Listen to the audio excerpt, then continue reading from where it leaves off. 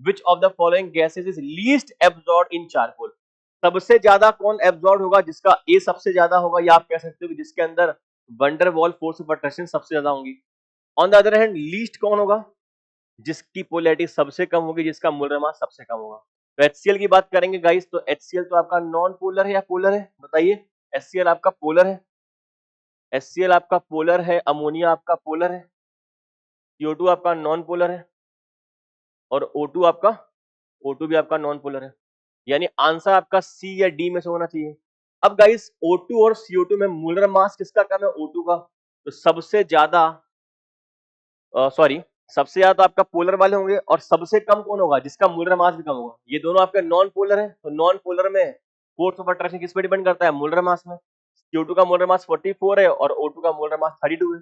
जिसका molar mass कम होगा उसके अंदर फोर्स ऑफ अट्रैक्शन भी कम होगा, तो उसमें एब्जॉर्प्शन भी कम होगा। यहाँ पर गाइस आपसे लीस्ट पूछा है कि सबसे कम किस में होगा, सबसे कम आपका O2 में होने वाला है, बिकॉज इसका अट्रैक्टिव फोर्स सबसे कम होगा इन चारों गैसेस के कंपैरिजन में। Clear? Option number C is correct guys.